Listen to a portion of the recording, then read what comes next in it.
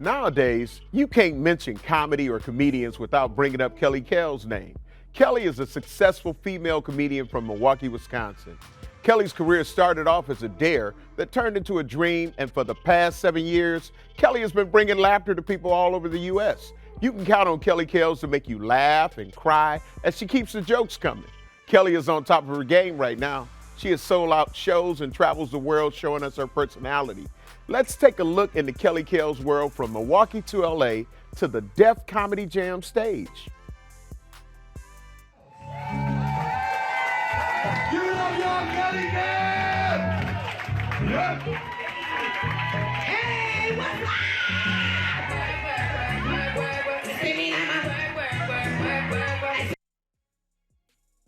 Who is Kelly Davis? Kelly Davis is a Milwaukee native, born and raised in the inner city, the 53206 zip code, where people say you don't make it out. Kelly Davis is a college graduate from Central State University, a historically black university. Kelly Davis is a member of Delta Sigma Theta. Kelly Davis is a mother of a beautiful baby girl, Savannah. Kelly Davis is a wife of an awesome, supportive, amazing husband, James.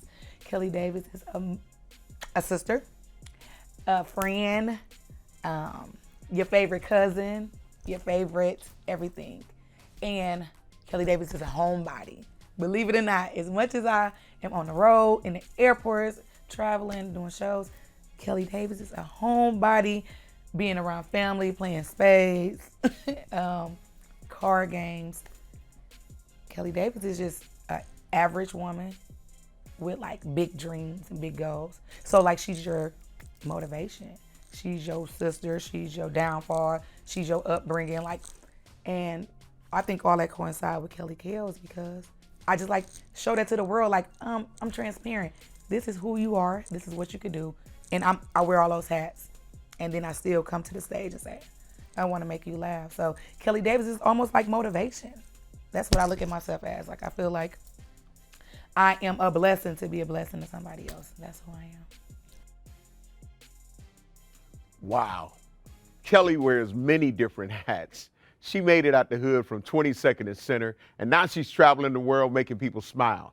But before we move on with more about Kellz, let's check out a local comedian who is also from Milwaukee. This young man said Kellz inspires him. So on today's show, we have a treat, a stand-up comedian by the name of Unpredictable Drew.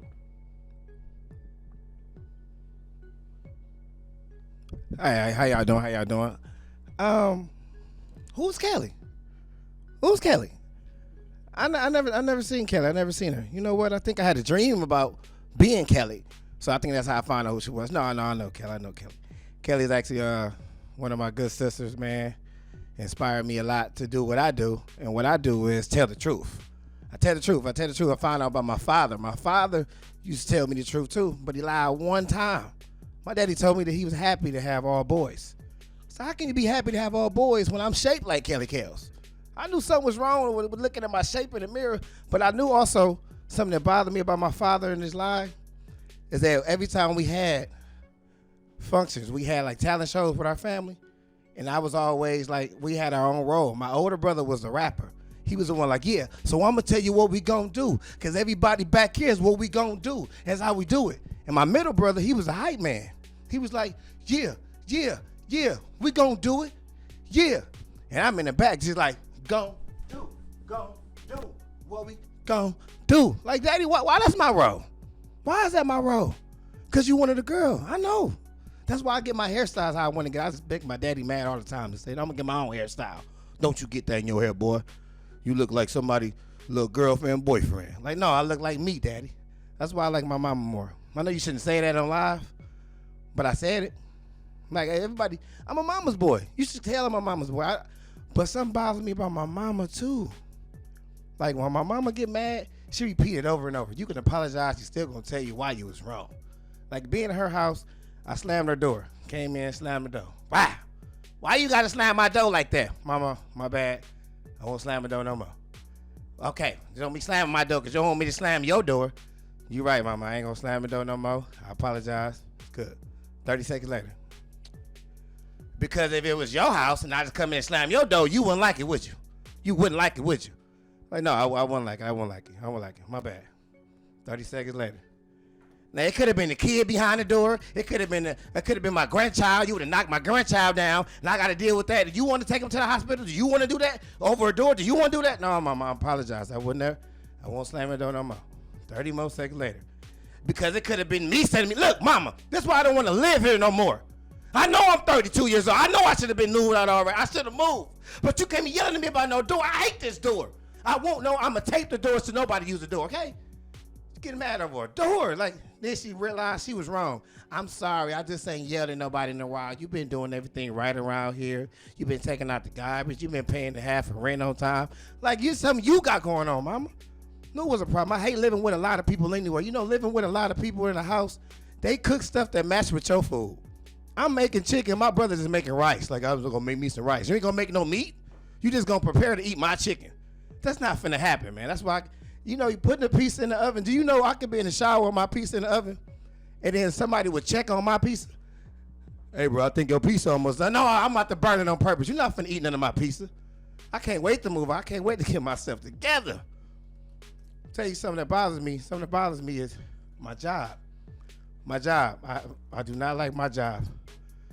My job. They always get mad like, why did you come late today? So why were you late? I'm be honest with y'all. The only reason why I be late for work is because I don't be on time. That's the only reason I'm late. I promise you. There's no other reason other than that. Unless the police pull me over just because they bored. That's my time, y'all. Unpredictable Drew, Kellz, inspiration. That was a great performance. You did a great job. Now let's check out this second clip from Kellz' interview. Can't wait to see how she felt that night seeing herself on national television. And after that, we have another performance from comedian Unpredictable Drew. Oh my God. I almost did cry out. So first I was like, is that me? I was like, oh, I look so pretty. I couldn't even hear myself at first. I judged me from head to toe. Like, ooh, I gained a couple of pounds since that. But my heart was beating fast. I just felt like this is the beginning of something great. Even though I felt like every time I do something, like a new platform in my life, do something great, I was like, this is it. I'm like, I look like a natural. That's what I thought. And I never really give myself those props or credit like that. Nailed it. But I know I could have done more, but I feel like I left the people wanting to know more about me. Doing comedy, T-Dot was my first room in Milwaukee that I did, where I had the opportunity to be on the flyer, and people would come to see me. Because at first, I did Savoy's with Miss Cutting Up and Chalk on Mother's Day, but that was more like I'm doing a guest spot. But T-Dot was the first person to actually book me to do my show at Midwest Comedy Night. So I felt like he gave me this platform, and it was popping, and people was like, who is that? And they just like gravitated towards me. It's just my cousin, but he's the one who started my first room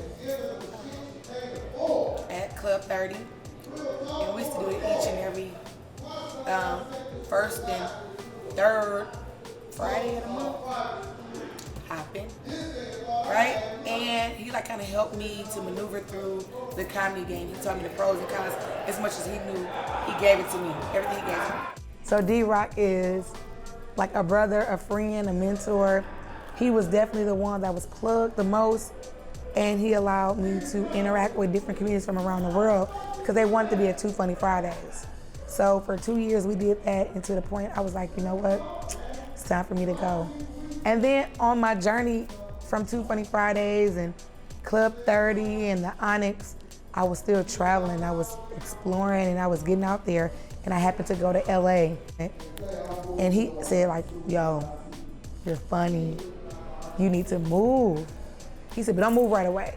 Come out here, come quarterly, and then once you get the feel of everything, people going to love you, and we need you to move here. That's exactly what I did.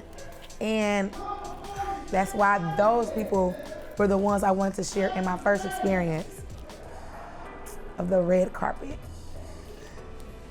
The girl was like, she here. I'm like, did he just call me in? Like, she's here. I was like, ah, ha, ha. As soon as I walked in, those people stood up to their feet, screaming my name, yelling. I didn't see anything. It just seemed like I seen a million lights. Perform, I feel like it's my ministry. I'm going around and people are really being able to just be themselves because I'm saying it's okay. All your flaws are okay because you're not the only one with them. And it's not a flaw, it's your beauty mark. It's your story. And so I feel like I'm like spreading the good word for the good big girls or spreading the good word for the women. I feel like I'm encouraging people around the world. So I feel like a motivational speaker because my comedy is not really disrespectful or intrusive or demeaning. It's like, hey, you the bomb, lift yourself up, love on yourself. So I feel like a motivational speaker. When I was double mic, I was like, this is crazy. Who can say they're double mic? I was actually in the middle of hosting Midwest Ballers and then being interviewed for our local TV, which was both showcasing talent in the city, and the talent was me, and some of the other talent was just the Midwest Ballers, the things that's going on in our city. But I was like, God, why are you doing this? Like, what are you doing? He was just like showing up, so I was excited. I think what's next is like one of those questions that's so open-ended for an entertainer because what is next? I could tell you what next show I have. I could tell you the next audition I have, but I don't even know what's the next thing that's gonna make me feel like this. I don't really know until it happens. So what's next right now in my mind that's gonna keep me on this high is just grinding. Right now I got my crazy, sexy, funny tour. So I think those things kind of like embody who I am. Crazy for sure. Like I'm off the wall, fun, energetic, sexy, and funny. And I think those are all the things that I am. So I'm on the road with that tour, and it's been picking up, and everybody picking up in their cities. And then I'm just waiting on everything else to kind of like fall into place. Definitely just fight the camera. Follow your dreams, trust your process, live each day like it's your last, live with no regrets, make the best decision for you because you're the only person who has to deal with the consequence. Or you're the only person who's gonna reap the reward. Love life, enjoy it. Give your all. Don't stop until the end, until the last buzzard is rang. Give it, just give your all. Just love who you are. Trust what you're doing. Trust that you got a team around you. Trust, get people around you that you love. And it'll all work itself out. Keep your faith, right? Keep faith. Because it's easy to lose sight of what's in front of you because you feel distracted by small things that you're not doing, but keep the faith and it'll all work out.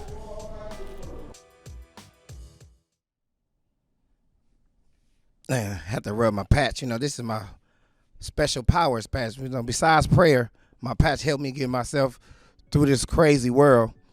You know, this is a crazy world. Like I said, my job is stressful, you know, because we all go to break together.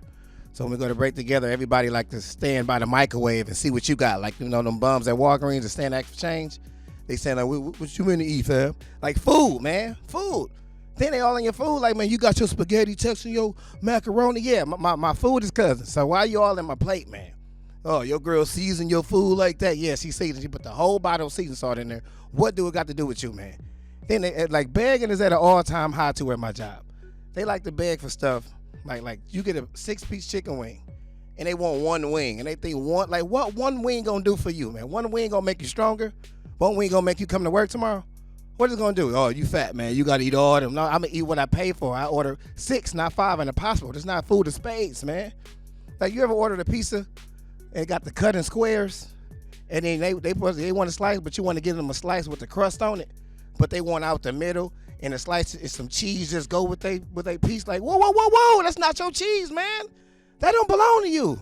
Or you ever get a Baconator from Wendy's, and they got the bacon and the burger and the bacon. The burger, I can make a song out of that, but it got meat and bacon all on it, and they want a piece of that. You know, I'll give you a piece. Then they get a piece of it, and they take it, and the whole slice of bacon just fly out. Like, whoa, man. That's not your bacon. They beg for too much. They beg for Qdoba burritos. They don't know what's inside the burrito. It could be a microphone inside of there. Let me get a piece of that. You got some people that eat healthy and still beg. Can I get one of them asparagus? No, you can't get an asparagus from me, man. Like, I got a lot of friends. Like, I'm very versatile. Like, I got white friends, black friends, yellow friends, green friends. Those are the ones that drink a lot. But I got friends, and I noticed that white friends tell you what they know. My black friends, they tell me what they think. Like, I told my white friend, I said, hey, buddy, I'm about to go do a comedy set out of town. That comedy set out of town? You're going to travel? I know you're happy. You're going to kill it, man. I told my black friend, I said, hey, bro, I'm about to go do a comedy show out of town. He said, comedy show? Dog, I think you funny now. You think you Kevin Hart? Like, no, I think I'm happy, man. I'm blessed. I told my white friend, I said, hey, I won $500 at the casino. I said, $500? That's what you came here for. I know you're happy. Let me buy you a drink, man. You want to buy me a drink for winning? Tell my black friend, I said, hey, bro, I won $500 at the casino. I said, $500? Oh, I think he having money now. Drinks on you? No, I'm about to spend it before I walk out the door. Can't do it. No, before I leave, I want to say I love my family. Family is precious. Family is like Avengers. You got a good team of family. You can conquer. You can beat up anybody. You can fight any battle. But my brother is somebody that when you ask him for something, his voice just changed. You ever ask somebody for something, and they just get there, like the TV just going out, like it just starts scribbling everywhere. Like, bro, can I get $40 to next week? And I'll pay you back. $40? What you need $40 for? I mean, I'll give it to you, but what you need $40 for? Like, come on, Tweety Bird. I just need $45 and I'll get back to you, no problem. All right, man, dang, man. Well, I mean, I'll give it to you. No, you know what? I don't even want it. Never mind.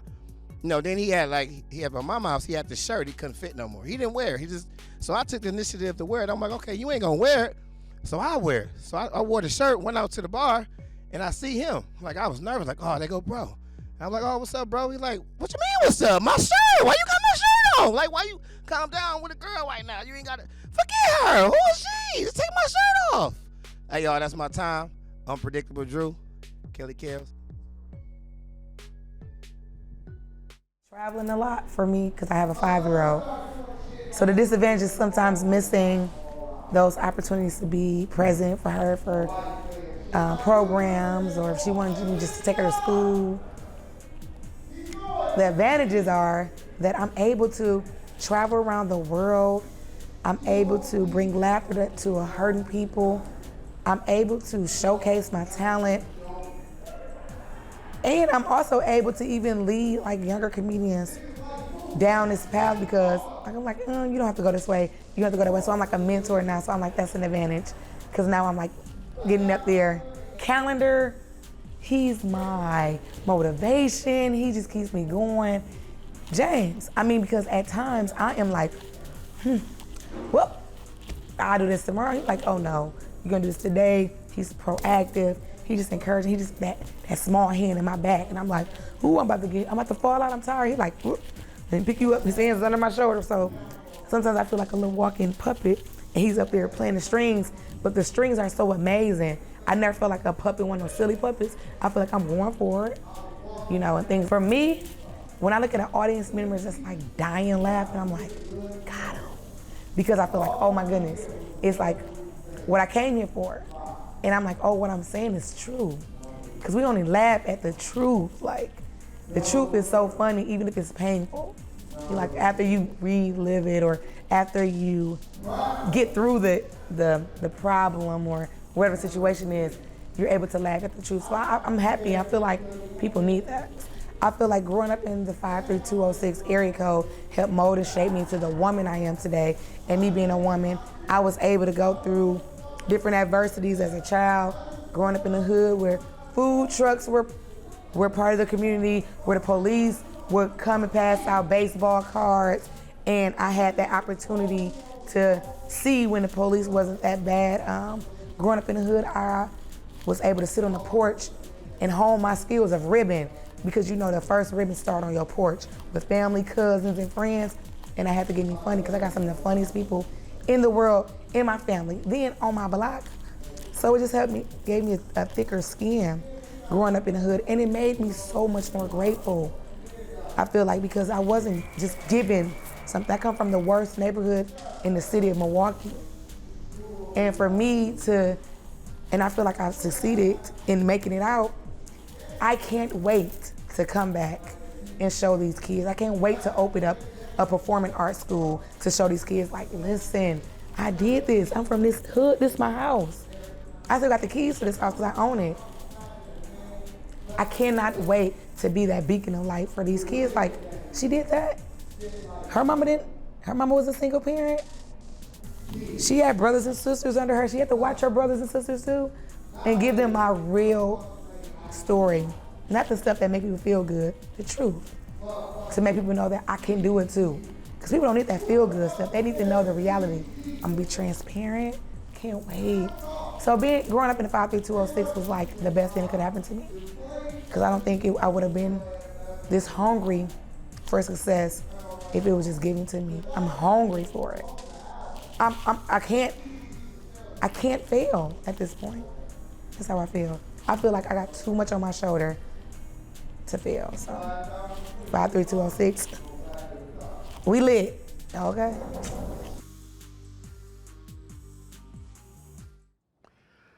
Unpredictable Drew, Kellz. Drew, great job, man. Oh, thank you, appreciate it. Great job.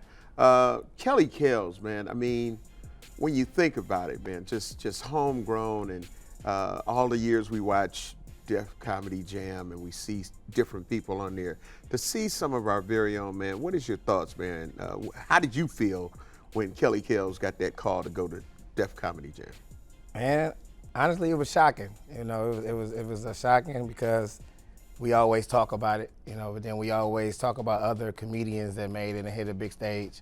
And I used to watch Def Comedy Jam all the time, and seeing all them comedians actually, you know, prosper and do all these big movies and stuff. So it's like, oh, if you get that stage, you know, we there. So to see her there, it was just like I can hear her like crying and, you know, just laughing at the same time. So it was just, you know, that first conversation when I had, she called me actually. Normally this is something that you would call the opposite person, but she called me and, you know, was just happy about it and was just saying like she made the cut. So then to see it on TV, it was crazy. It was crazy. What type of inspiration does seeing that give you?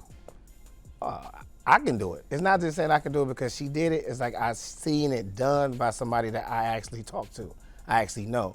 So it's like, and that's her words too. Like, if I can do it, you can do it. It's not no, oh, catch me if you can. It's more so, come on. So like a family reunion, we're gonna have more Milwaukee comedians that be on stage together.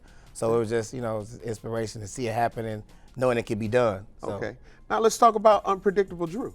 How did you come up with the name Unpredictable Drew? And then, of course, if people look at your shoes, man, you got this uniqueness, and I just want to know if that's part of your Unpredictable Drew, because you wear two different shoes. Yeah. Like, who do that? Like, there's some people, man, like, I could understand if you had it where, you know, I only got one good foot, you know, but, you know, you wear different colored shoes. So who is Unpredictable Drew? Unpredictable Drew is a comedian that started and just assumed being funny was just getting up there and just cracking a joke, or just, you know, which it pretty much is, but my mindset was I just can't stand there. Like, if I stand there, I have to use the bathroom. I stand there, I get, you know, too worried. I think about other stuff, or I might forget where I'm at. My mind just wonder if I just stand still, because I'm never a stand still type of person.